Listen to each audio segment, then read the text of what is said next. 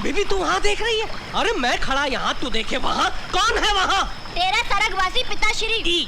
लांछन लगाता है मुझ पर। लांछन, लाज नहीं आती तुझे? अरे नाच पीटे इसलिए कहती हूँ, पीना छोड़ दे, छोड़ दे, छोड़ दे। जिस दिन पी लेता उस दिन ऐसी वैसी बातें करता रहता है। यदि तूने आज के बाद मेरी सौतन को गले लगाया तो घर छोड़ के चली जाऊंगी। लच्छी, लच्छी रुक जा लच्छी, लच्छी मेरी अच्छी लच्छी, सुन ले मेरी बात तू सच्ची। आज के बाद कभी गले नहीं लगाऊंगा तेरी सौतन की बच्ची। सच? खा मेरी सौगन। बेटी सीते, इनको तो तुम जानती ही हो। ये हैं राजा राम के पिता और तुम्हारे ससुर चक्रवर्ती महाराजा दशरथ।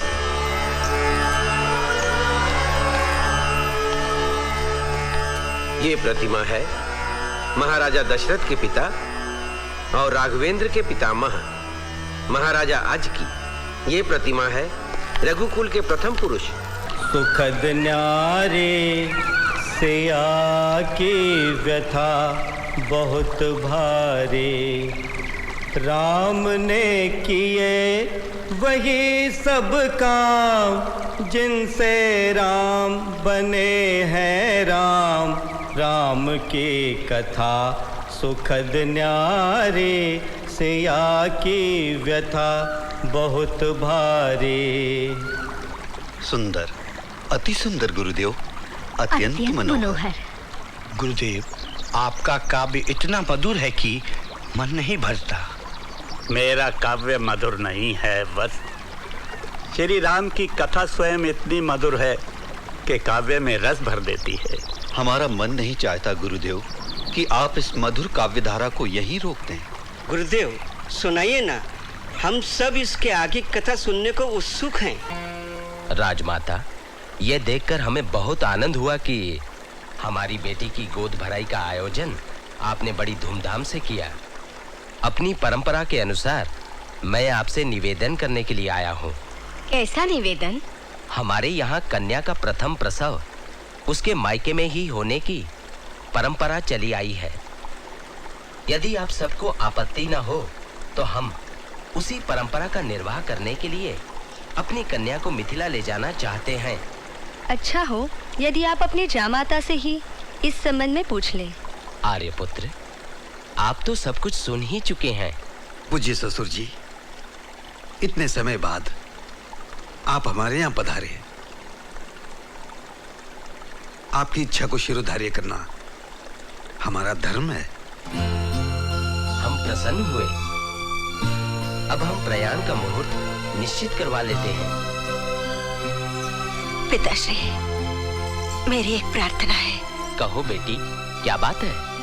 पिताश्री, आपके मन में मेरे लिए कितना वात्सल्य है ये मैं भली भांति जानती हूँ, और आप भी जानते हैं कि मैंने अपने पति के साथ वनवास की दुविधाओं को भी सुविधाएं समझकर स्वीकार किया था। मैं इनके चरणों से दूर नहीं जाना चाहती, और अब मैं इनके कुलदीपक की मां बनने वाली हूँ। ये इसलिए मैं अब अपने पति से एक पल भी दूर नहीं रह सकती, एक पल भी नहीं। मेरी इस विवशता के लिए मुझे क्षमा करे पिताश्री। नहीं पुत्री, इस प्रकार परंपराएं तोड़ना उचित नहीं। राजमाता, मेरी कन्या की बात को आप अनुचित ना समझें। मुझे भी लगता है कि अवधपति श्री राम के समीप रहने में ही मेरी कन्या का कल्याण है।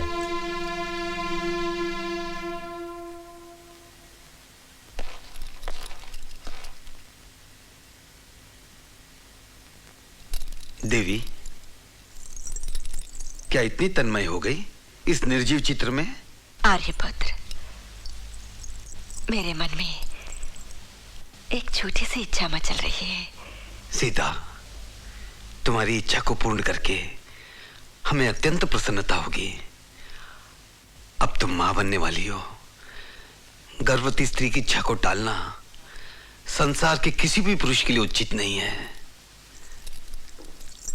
कहो, क्या इच्छा है? प्रभु, मन करता है एक बार फिर वन्यश्री में जाकर रहूं और उसी में खो जाऊं। सीता, हमने पूरे 14 वर्ष वन में बिताए हैं और अब तुम फिर से। हाँ प्रभु, तपोवन में जाकर मैं तपस्वियों और ऋषि मुनियों के दर्शन करके उनका आशीर्वाद लेना चाहती हूँ। इसके लिए वहां जाने की क्या आवश्यकता है? हम उन्हें यहीं आमंत्रित कर लेते हैं। नहीं प्रभु, कुआं प्यासे के पास नहीं आता, प्यासा ही कुएं के पास जाता है। उन्हें यहाँ बुलाना उचित नहीं, हमें ही वहां जाना चाहिए। क्या आर्यपुत्र मेरी इच्छा से प्रसन्न नहीं है? नहीं, सीता की इच्छा को नहीं कहना राम के वश में नहीं है।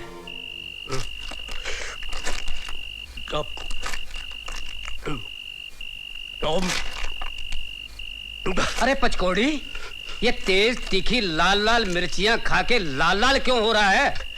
आंखों में गुस्से की लाली लाने के लिए और मुंह से गालियां निकालने के लिए।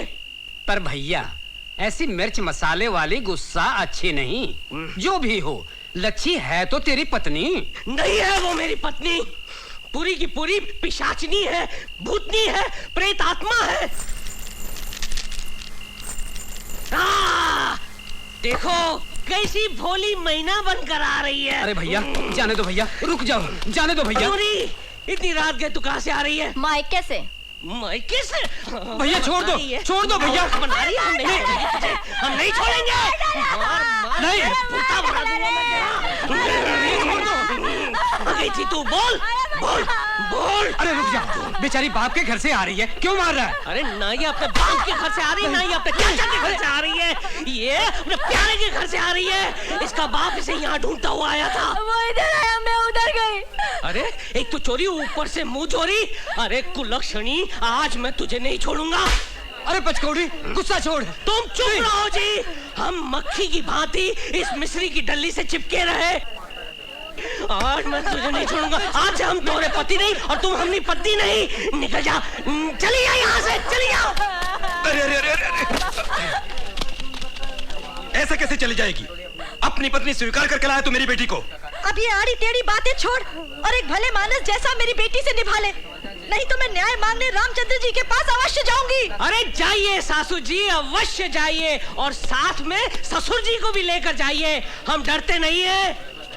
अरे रामचंद्र जी तो भोले हैं, जो रावण की लंका में 1 साल रहने के बाद भी अपनी सीता देवी का स्वीकार किए हैं। क्या वे यही चाहेंगे कि राज्य का हर आदमी वैसा ही करे जैसा उन्होंने किया है? हे भगवान! अरे पुरखों की मान मर्यादा का तनिक भी उन्हें ख्याल होता तो आज सीता देवी उनके महल में नहीं होती।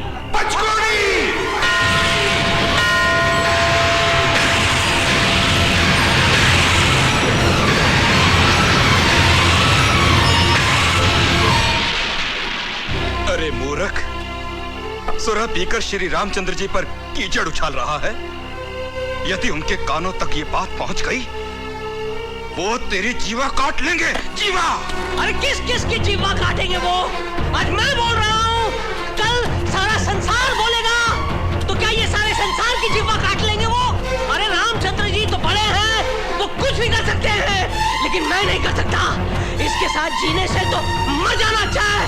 ले जाओ इसे, निकलो निकलो यहाँ से, जाओ जाओ यहाँ से, सब लोग जाओ जाओ, निकलो निकलो यहाँ से, निकलो यहाँ से, जाओ जाओ यहाँ से, जाओ।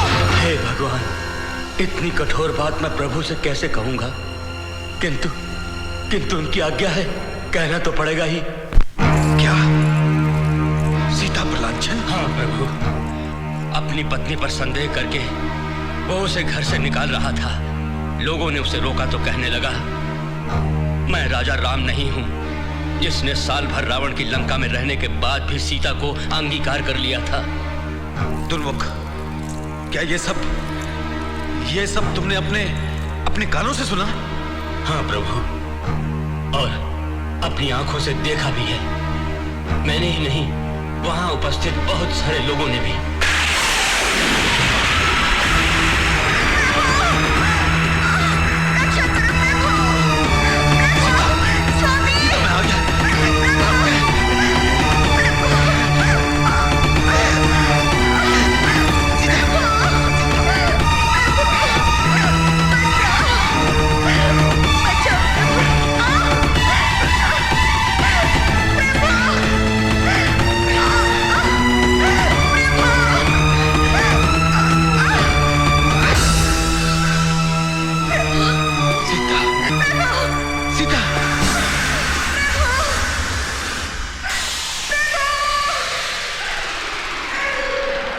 नहीं सीता नहीं, ये राजमुकुट हम दोनों के बीच में दीवार बन गया है।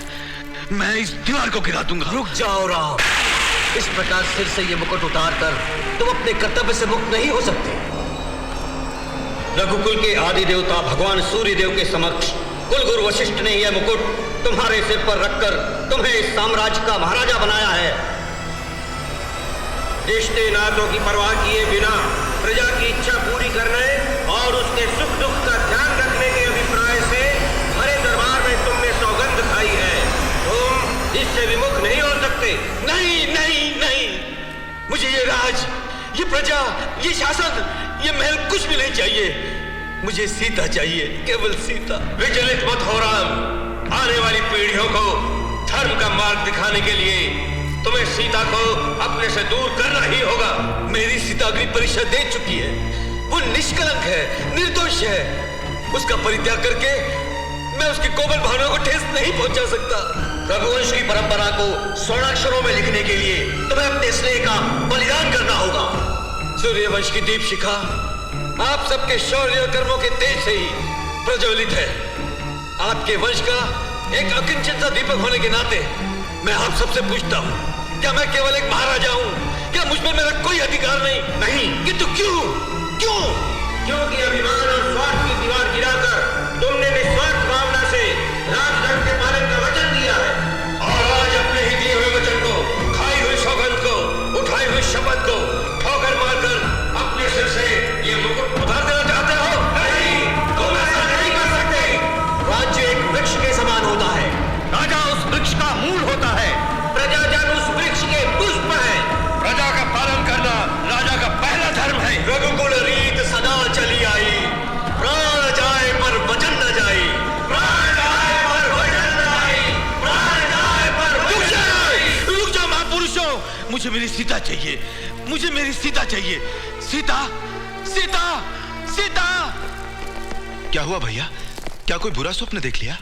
नहीं लक्ष्मण, स्वप्न नहीं, मेरी इन जागती आंखों ने सीता के साथ होने जा रही एक सच्चाई देखी है।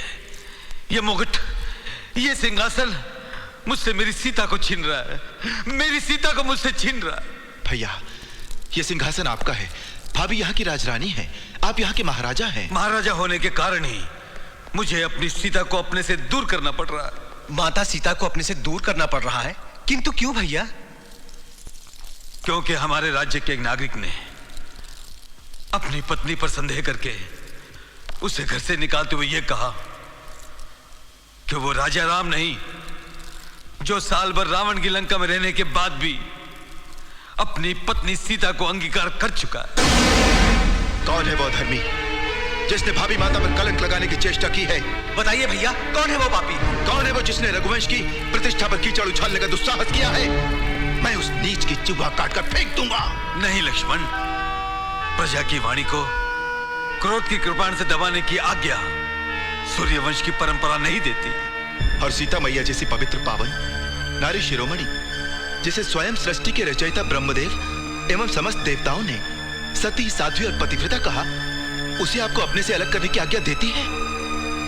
कैसी है ये वंश परंपरा? और भैया, आप ये क्यों भूलते हैं? स्वयं आपने भाभी की अपनी परीक्षा ली है। किंतु सीता की वो अग्नि परीक्षा तुमने देखी है, मैंने देखी है, वहां उपस्थित वानर सेना ने देखी है, अयोध्या की प्रजा ने तो नहीं देखी। भैया, भाभी को अपने से दूर करके क्या आप सुख से रह पाएंगे? नहीं, कभी नहीं। मैं सीता के बिना पल भर के लिए भी सुख का स्वप्न नहीं देख सकता। और मैं जानता हूं सीता भी मेरे बिना चैन से नहीं रह सकती। एक और सीता और उसका स्नेह है, तो दूसरी और ये राज सिंहासन और मेरा राजधर्म। समझ में नहीं आता मैं क्या करूं, क्या करूं। ईश्वर करे कभी किसी शत्रु को भी जीवन में ऐसी विकट समस्या का सामना न करना पड़े। यदि तुम तीनों ये नहीं चाहते कि मैं सीता का परित्याग करूं, यदि तुम तीनों को सीता का और मेरा बिछोह पसंद नहीं, तो तुम तीनों में से कोई भी इस राज सिंहासन पर बैठ जाए